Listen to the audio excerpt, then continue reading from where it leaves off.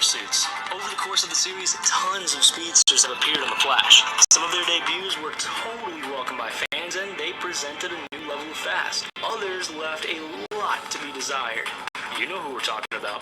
All of this is great and all, but ranking them is a whole other challenge. Let's put it this way. The top speedster, it's not who you think.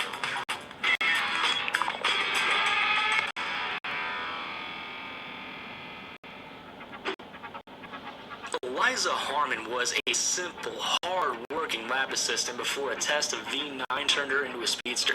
Unfortunately for her, the effects of Velocity 9 were imperfect and caused a bit of an identity crisis in her mind. Her personality split and she became Trajectory.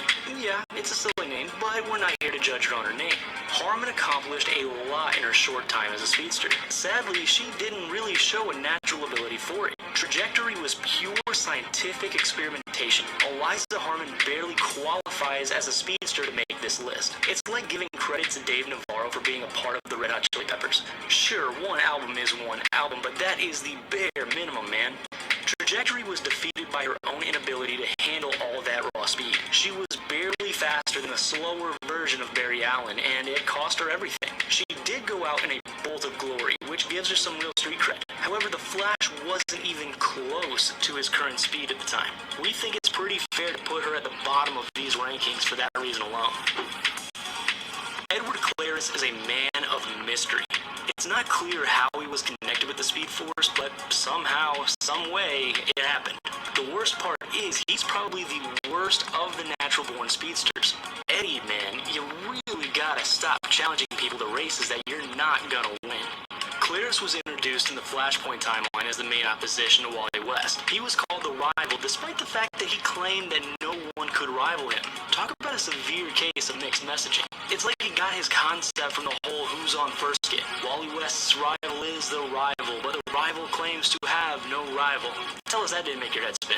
Regardless, Claris was always a sore loser, but proved time and time again that his speed was just not up to par. He lost races to Kid Flash and Flash. He's like a sports team in perpetual disrepair. He thinks every new season is going to be the big one, but keep dreaming, Claris. You'll always have the big moments before the sawmill, but even those can't make up for the L's you took. You didn't need the comics to know that Jessie Wells was going to become a metahuman. Harrison Wells literally called her Jessie Quick. Talk about an obvious hint towards her destiny in the show. All that being said, it was nice to watch her slowly learn to grasp her powers. Fans don't see much of her anymore, but she definitely left her mark. For a while, Jessie Quick was the new young hero that everyone got all excited about. Fans were hoping that she could offer a refreshing outlook on a team that was starting to get super depressing. Unfortunately, the character arc never materialized, and Quick found herself quickly playing second fiddle in every episode. All this eventually affected her place in the speed ranking. This list is about speed. Jessie Quick has some fantastic stamina, but her top speed is actually considerably slower than Barry Allen and other members of Team Flash. A considerable part of that is her lack of exposure to the Speed Force and the way that she is just cast aside by the scriptwriters. For all we know, she is much faster now. However, all viewers get now from Jessie Quick is a quick appearance or a brief mention. It was tough figuring out where to put Jay Garrick on this list. After all, the man is the original speedster. He's the classic Flash with all the retro appeal that fans of the comics know and love. Still, despite the admiration, it's hard to gauge where he fits in this lineup. Garrick is nearing retirement by the time he is introduced to audiences. His body can't keep up with his powers like it used to in the old days. Still, the dude occasionally shows up and gives us a glimpse of serious speed. He's able to jump into the Speed Force just like Barry Allen, and we get the impression that he was faster at one point. However, we can't count what we don't see. I mean, you know what we mean. Jay Garrick shows off an immense amount of knowledge regarding the Speed Force. It's clear he's spent some time in there before and knows all the tricks of being a speedster. It's a big reason why he's above Jessie Quick on this list. He's shown just a little more seasoned speed and the ability to meet those higher levels. Fast is fast, and Jay Garrick knows how to keep going despite all the mileage. If there was a soul-searching list, Wally West would be at the top without a doubt. He's been called the second fastest man alive, and at this point, he's actually starting to look that way. However, there are a lot of defeated speedster villains that Wally West was no match for, so keep that in mind. Wally is a frustrating enigma that we've been trying to crack every season. Every time he shows up, he is way faster than he previously was. He's like the friend who shows up to all your parties with homemade bean dip that slowly gets better over time. You don't know how he's getting the time to practice, yet he somehow comes up with ways to keep improving it. It's a weird metaphor, but it's the only way to explain this irrational phenomenon. We don't blame the Kid Flash for always disappearing. A lot is going on behind the scenes to make that happen. It just makes it hard to measure his real speed. Barry claims that Wally is as fast as him at one point, but the evidence just isn't there. I mean, Savitar still defeated the two of them, and it wasn't even a contest. We want to believe that Wally's the second fastest. Believe me, we really do. The proof just isn't in the pudding quite yet. Remember that one scene in Back to the Future? You know the one. Yeah, that's the one. Well, that's probably how Zoom felt when he first realized that he could travel through dimensions. The dude is basically Barry and Cisco mixed into one supervillain. It takes excellent speed and power to make that happen. This entry is only regarding Hunter Zolomon as his time as the fake Jay Garrick in Zoom. After all, this is his true self. He was turned into a speedster by his electric shock therapy that was accidentally mixed with dark matter. Yeah, he may not be the fastest villain, but he sure is the darkest. We're surprised that he didn't end up with a damage tattoo on his forehead. Oh, God, the memories we wish we could erase. Despite all the speed and rage, Hunter Zolomon was still just a rat in a cage compared to the Scarlet Speedster. No amount of V9 and power stealing was going to change that fact. It was fun to watch Barry attempt to outrun Zoom for a while, but apparently Hunter's bad childhood was his downfall. Honestly, it's still not totally clear what kept him from gaining speed, but it's still canon, hence his placement on this list.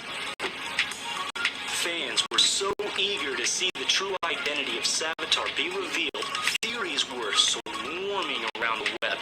Every answer was acceptable as long as it turned out that this heap of Decepticon reject wasn't just an original villain. No one wanted Savitar to just be Savitar. There needed to be more there. Then we found out it was one of Barry Allen's time remnants, and people are still lukewarm? Maybe? For all his powers and stature, Savitar is so underwhelming, it feels weird giving him such a high spot on this list, but he clearly earned it. It feels like the show spent way too much time telling us how bad Savitar was, and not enough time actually showing off all the powers the guy possessed. They called him the God of Speed. If he's that almighty, he should be the number one entry here, but he's not. The Flash beat him, and other villains honestly seem faster. Maybe it's wrong. He's fast as all get out, but faster moments have happened.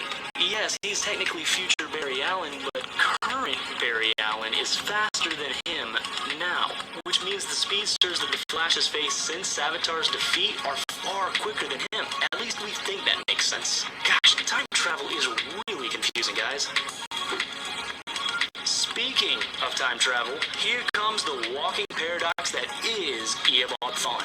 Nothing about this character's place in the timeline makes sense. It gives us a headache just trying to sort his life out. At this point, Thawne lives just to make life harder for Barry. There is no other purpose for this villain to be alive. The wild thing about the Reverse Flash is the way that he accesses his speed. Unlike every other speedster on this list, he uses a negative version of the Speed Force. In fact, Thawne actually created this negative energy to counter the speed of Barry Allen. It's not clear how he's able to do that, but we imagine it takes some serious speedster credentials to make it happen. On top of all of this, the paradox of Thawne's existence means he's always able to match Flash's speed for a time.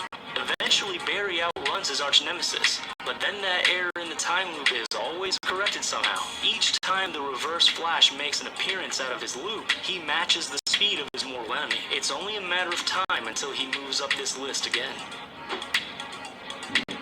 Now, calm down, comment section. We're not buying into this whole Barry's the fastest speedster narrative. The only fact that we know is that the potential for improvement is unlimited. So yes, at some point Barry is going to end up at the top of the ranks, but we just don't think he's there yet. The Flash is constantly finding ways to pick up more speed and overcome challengers. He can outgain Zoom, Savitar, Nora, and Wally with only a few speed bumps along the way.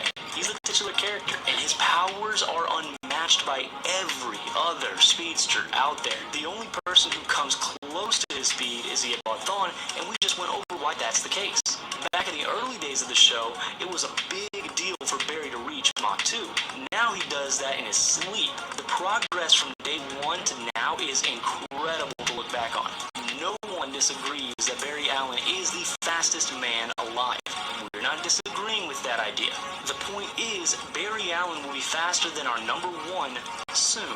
But that's not the case right now. Sorry, Flash fans, but it's time to admit the real number 1. We said Barry Allen is the fastest man alive. That doesn't include Black Flash in that list. The only thing slowing down this character is the show's writing. He is shown as a severe danger to both Thawne and Allen on numerous occasions. We've seen Black Flash race toe-to-toe with the two best and barely flinch. Basically, the ghost of Hunter Solomon is the physical embodiment of the Speed Force, making him the peak speedster in our minds. There's no brain behind the operating system, making Black Flash pure, unhinged speed. So the one thing hurting this entry is the fact that we've seen Black Flash defeated by Killer Frost. Killer Frost, of all people. It seems the only way to get rid of the speedster is to trap it. Black Flash is basically the least intelligent character on this list, but that's because he's pure instinct. While it is clearly a weakness, it's also a strength that gives Black Flash the honor of fastest speedster in the show. There's plenty of controversy here, but this is the real way these characters should be ranked. Jay Garrick should be ahead of Jesse Quick, and Thawne takes a top villain spot. If you disagree, tell us about it in the comment section down below.